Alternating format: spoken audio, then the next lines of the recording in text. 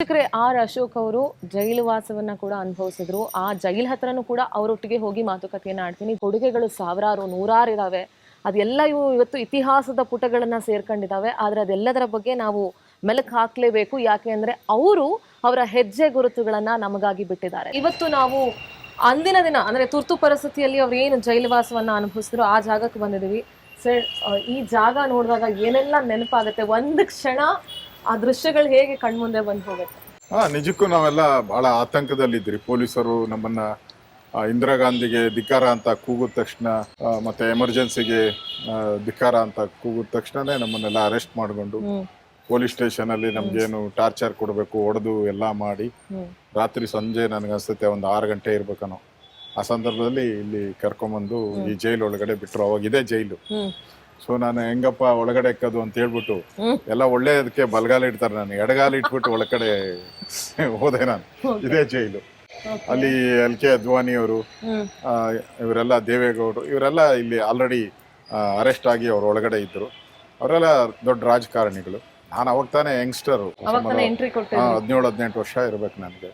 ಒಳಗಡೆ ಬಂದ ತಕ್ಷಣ ಒಂದು ತಟ್ಟೆ ಒಂದು ಕಂಬಳಿ ಕೊಟ್ರು, ತಗೊಂಡು ಒಳಗಡೆ ಇದ್ದೆ. ನೀವು ಒಳಗಡೆ ಯಾವ ಬ್ಯಾರಕ್ ಇದ್ರೆ ಅದು ನೆನಪಿದೆಯಾ ಸರ್ ನಿಮಗೆ? ಅದು ಹಾಗೆ ಉಳಿದಿದೆ. ಎಸ್, ಅವ್ರ ಯಾವ ಬ್ಯಾರಕ್ ಇದ್ರು ಅಲ್ಲಿಗೆ ಕರ್ಕೊಂಡು ಹೋಗ್ತಾ ಇದಾರೆ. ಅಶೋಕ್ ಸರ್ ಸ್ವತಃ ಇದಾರೆ. ಸೊ ಆ ದಿನಗಳು ಹೇಗಿತ್ತು, ಅಲ್ಲಿಂದ ಹೋರಾಟದ ಬದುಕನ್ನ ಕಟ್ಕೊಂಡು ಇಲ್ಲಿವರೆಗೂ ಬಂದು ನಿಂತ್ಕೊಂಡಿದ್ದಾರೆ ಅಂತ ಹೇಳಿದ್ರೆ ಇದು ನಿಜವಾಗ್ಲೂ ಹುಡುಗಾಟ ಅಲ್ಲ, ಸುಮ್ನೆ ನಾಮಕಾವಸ್ಥೆ ರಾಜಕಾರಣಿ ಅಲ್ಲ ಅವರು ಅನ್ನೋದು ಇದರಿಂದನೇ ಗೊತ್ತಾಗುತ್ತೆ. ಬನ್ನಿ ಹೋಗೋಣ. ಸಿಕ್ಕಾಪಟ್ಟೆ ಗಟ್ಟಿ ಇದೆ ಸರ್. ಇಲ್ಲಿ ನಿಲ್ಸ್ಬಿಟ್ಟು ಇಲ್ಲಿ ಚೆಕಿಂಗ್ ಮಾಡ್ತಾ ಇದ್ರಾ? ಯಾಕಂದ್ರೆ ಇಲ್ಲಿಂದ ನಾನು ಓಡಾಬಿಟ್ರೆ ಇಲ್ಲೇ ಅದ್ವಾನಿ ಅವರು ಬ್ಯಾರಕ್ ಇದ್ದಿದ್ದಿಲ್ಲೇ. ಉಳಿದಂತೆ ನಾವೆಲ್ಲ ಒಟ್ಟಿಗೆ ಇದ್ರಿ. ಸುಮಾರು 3000 ಜನ ಇದ್ರಿ ಈ ಬ್ಯಾರಕ್ ಅಲ್ಲಿ. ಎಷ್ಟು ದಿನಗಳ ಕಾಲ ಇದ್ರಿ ಸರ್? ನಾನು 1 ತಿಂಗಳಿದ್ದೆ. 1 ತಿಂಗಳು? ಹೌದು. ಬಹಳಷ್ಟು RSS ಮತ್ತೆ ಜನಸಂಘ, ಸಂಸ್ಥಾ ಕಾಂಗ್ರೆಸ್, ಕಮ್ಯುನಿಸ್ಟ್ ಎಲ್ಲ ಪಾರ್ಟಿಯವರು ಅರೆಸ್ಟ್ ಆಗಿದ್ರು. 1 ತಿಂಗಳು ಯಾವ ರೀತಿ ಟೈಮ್ ಸ್ಪೆಂಡ್ ಮಾಡ್ತಾ ಇದ್ರಿ ಸರ್ ಒಳಗಡೆ? ಇಲ್ಲಿ ದಿನನಿತ್ಯ ಲೀಡರ್ಸ್ ಬರೋರು, ಅವರು ನಮ್ಗೆ ದೇಶದ ಬಗ್ಗೆ ಮಾತಾಡೋರು, ಎಮರ್ಜೆನ್ಸಿ ಬಗ್ಗೆ, ಏನು ಈ ಕರಾಳ ಅಧ್ಯಾಯ ಇದೆ ಇದು ಕೊನೆಗೊಳ್ಬೇಕು, ನಾವು ಇಲ್ಲಿಂದ ಹೋದ್ಮೇಲೂ ಹೋರಾಟ ಮಾಡಬೇಕು, ಎಮರ್ಜೆನ್ಸಿ ತಂದು ಇತಿಹಾಸದಲ್ಲೇ ಯಾರು ಮಾಡಿಲ್ಲ ಆ ತರದ ಕೆಲಸವನ್ನ ಇಂದಿರಾ ಗಾಂಧಿ ಮಾಡಿ ದೇಶಕ್ಕೆ ಅವಮಾನ ಮಾಡಿದ್ದಾರೆ. ಅದರಿಂದ ಇದಕ್ಕೆ ಒಂದು ಅಂತ್ಯ ಕಾಣಬೇಕು, ನಾವೆಲ್ಲ ಹೋರಾಟ ಮಾಡಬೇಕು ಅಂತ ಮಾಡ್ತಾ ಇದ್ದೀರಿ. ಸೊ ಇದು ನಾವು ಬರೋ ಅಂತ ದಾರಿ ಇದು, ಯಾರು ಆಚೆ ಓಡೋಂಗಿಲ್ಲ. ಸೊ ಈ ರೋಡಲ್ಲೇ ನಮ್ಮನ್ನ ಕರ್ಕೊಂಡ್ ಬರ್ತಾ ಇದ್ರು, ಈ ರೋಡಲ್ಲೇ ನಮ್ಮನ್ನ ಕರ್ಕೊಂಡೋಗಿ ಕೋರ್ಟ್ಗೆ ಪ್ರೊಡ್ಯೂಸ್ ಮಾಡ್ತಾ ಇದ್ರು. ಸರ್, ಇವತ್ತು ಆ ದಿನಗಳನ್ನೆಲ್ಲ ನೆನ್ಸ್ಕೊಂಡು ಇವತ್ತು ಈ ಜಾಗದಲ್ಲಿ ನಿಂತ್ಕೊಂಡಿರುವಾಗ ನಿಮ್ಗೆ ಹೇಗ್ ಅನ್ಸುತ್ತೆ ಸರ್? ಅಂದ್ರೆ ಬೆಂಗಳೂರಲ್ಲಿ ಬಿಜೆಪಿ ಒಂದು ಸ್ಟ್ಯಾಂಡ್ ಆಗ್ಬೇಕು, ಬಿಜೆಪಿಗೆ ಒಂದು ಗಟ್ಟಿ ನೆಲೆ ಒದಗಿಸ್ಕೊಡುವಲ್ಲಿ ನಿಮ್ಮ ಪಾತ್ರ ಬಹಳ ಬಹಳ ದೊಡ್ಡದಿದೆ. ನಾನು ಮತ್ತೆ ಅನಂತ್ ಕುಮಾರ್ ಅವರು ಇಲ್ಲಿ ಬೆಂಗಳೂರಲ್ಲಿ ಬಿಜೆಪಿಯನ್ನ ಕಟ್ಟಿ ಬೆಳೆಸಂತವ್ರು. ಎಮರ್ಜೆನ್ಸಿಯಲ್ಲೂ ಕೂಡ ಹೈಯೆಸ್ಟ್ ಇಲ್ಲಿ 90% ಅರೆಸ್ಟ್ ಆದವರೆಲ್ಲರೂ ಕೂಡ RSS ಅವರು. ಇನ್ನು 10% ಮಾತ್ರ ಬೇರೆ ಬೇರೆ ಪೊಲಿಟಿಕಲ್ ಪಾರ್ಟಿ. ಸರ್, ನಿಮ್ಮ ಬದುಕಿನ ಪುಟಗಳನ್ನ ತಿರುಗಿಸಿ ನೋಡಿದಾಗ ನಿಮ್ಗೆ, ಯಾಕೆಂದ್ರೆ ಪ್ರತಿನಿತ್ಯ ಜನಗಳ ಜೊತೆ ಇದ್ರಿ, ನಿಮ್ ಹೋರಾಟ, ಜನ ಒಂದ್ ಕಡೆ, ಇನ್ನೊಂದ್ ಕಡೆ ಮನೆ, ಇನ್ನೊಂದ್ ಕಡೆ ರಾಜಕೀಯ. ಸೊ ಏನ್ ಅನ್ಸುತ್ತೆ ನಿಮ್ಮ ಜರ್ನಿ, ಲೈಫ್ ಜರ್ನಿ ನಿಮ್ಗೆ ಏನ್ ಅನ್ಸುತ್ತೆ?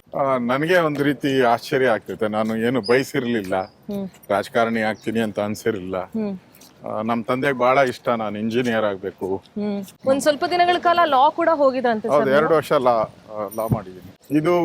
ಇದು ಟವರ್ ಅಂತ ಈ ತರ ಬ್ಯಾರಕ್ ಸುತ್ತು ಇತ್ತು. ಒಂದು 30-40 ಬ್ಯಾರಕ್ ರೌಂಡ್ ಆಗಿ ಬ್ಯಾರಕ್ ಇತ್ತು. ಈ ಟವರ್ ಇಲ್ಲಿಂದಾನೇ ಹಾಡುಗಳು ಬರ್ತಾ ಇದ್ದಿದ್ದು. ಹಾಡುಗಳು ನ್ಯೂಸ್ ಎಲ್ಲ ಇಲ್ಲಿಂದಾನೇ ಬರ್ತಾ ಇದ್ದಿದ್ದು. ನೀವ್ ಇದ್ದಿದ್ ಬ್ಯಾರಕ್ ಅದ? ನಾನು ಇದ್ದಿದ್ ಬ್ಯಾರಕ್ ಅದು. ಒಳಗಡೆ ಬೆಂಚ್ ಗಳೆಲ್ಲ ಇತ್ತ ಸರ್? ಮಲಗೋದೆಲ್ಲ ಏನು ಸುಪ್ಪತ್ತಿನ ಹಾಸಿಗೆ ಅಲ್ಲ, ಬೆಂಚು ಇಲ್ಲ, ನೆಲದ ಮೇಲೆ ಮಲಗೋದು. ಒಂದೇ ಇದರಲ್ಲಿ 100 ಜನ ಮಲಗ್ತಾ ಇದ್ದೀರಿ ಅಲ್ಲಿ.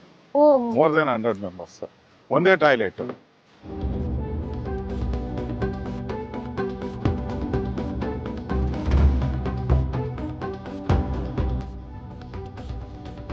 ಆ 1 ತಿಂಗಳ ಟೈಮಲ್ಲಿ ನಿಮ್ ಫ್ಯಾಮಿಲಿ ಅವ್ರು ಯಾರಾದ್ರೂ ಬಂದು ನಿಮ್ಗೆ ನೋಡಕ್ ಬಂದಿದ್ರಾ? ಹೇಗೆ? ಇಲ್ಲ, ನಾನು ಮನೆಯಲ್ಲಿ ಬಂದಿದ್ಕೆ ನಮ್ಮ ಮನೆಯಲ್ಲಿ ಬಹಳ ನೋವಾಗೋಯ್ತು. ನಮ್ಮ ತಾಯಿ ಸೀರಿಯಸ್ ಆಗೋದ್ರು ಸ್ವಲ್ಪ.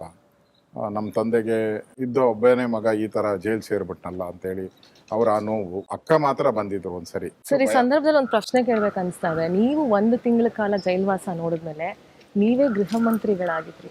ಆ ಸಂದರ್ಭದಲ್ಲಿ ಏನೆಲ್ಲ ಬದಲಾವಣೆ ತರಬೇಕು ಅಂತ ನಿಮ್ಮ ಮನ್ಸಿಗೆ ಬಂತು? ನೀವು ಗೃಹ ಮಂತ್ರಿಗಳಾದ್ಮೇಲೆ ನೀವ್ ಏನೇನ್ ಸುಧಾರಣೆ ತರುವಂತ ಪ್ರಯತ್ನಗಳು ಮಾಡಿದ್ರಿ? ನಾನು ಯಾವ ಪೊಲೀಸರು ನನ್ನ ಅರೆಸ್ಟ್ ಮಾಡಿ ಜೈಲಿಗೆ ಹಾಕಿದ್ರು ಅದೇ ಪೊಲೀಸರ ಕೈಲಿ ನಾನು ಸೆಲ್ಯೂಟ್ ಹೊಡ್ಸ್ಕೊಂಡಿದ್ದೀನಿ ಗೃಹ ಸಚಿವನಾಗಿ. ಹೇಗ್ ಅನ್ಸುತ್ತೆ ಹಾ, ಸರ್? ಅಂದ್ರೆ ನಾನಿದ್ದಾಗ ಇದು ಫ್ರೀಡಮ್ ಪಾರ್ಕ್ ಅನ್ನ ಮಾಡಿದ್ದು.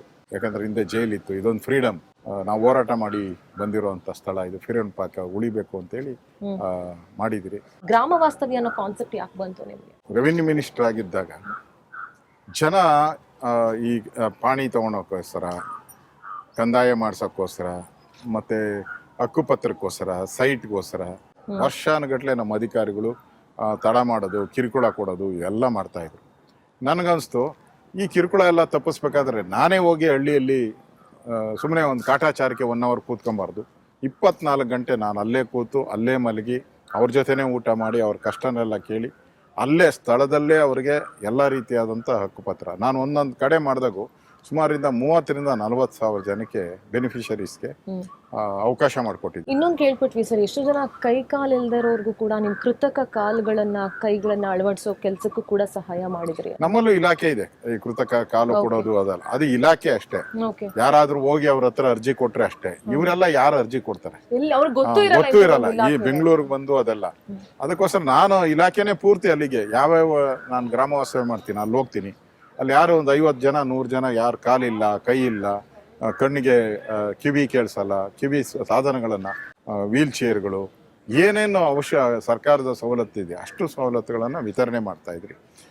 ನನಗೆ ಭಾಳ ಖುಷಿ ತಂದಿದ್ದು, ಜನರ ಸೇವೆ ಮಾಡಿದ್ದೀನಿ ಅನಿಸಿದ್ದು ಗ್ರಾಮ ವಾಸ್ತವ್ಯ ಕೂಡ ಭಾಳ ನನಗೆ ತೃಪ್ತಿಯನ್ನ ತಂದಿರುವಂಥದ್ದು. ಮುಂದೇನೂ ಕೂಡ ನನಗೆ ಅಧಿಕಾರ ಸಿಕ್ಕಿದ್ರೆ ಈ ಗ್ರಾಮ ವಾಸ್ತವ್ಯನ ಕಂಟಿನ್ಯೂ ಮಾಡ್ತೀನಿ.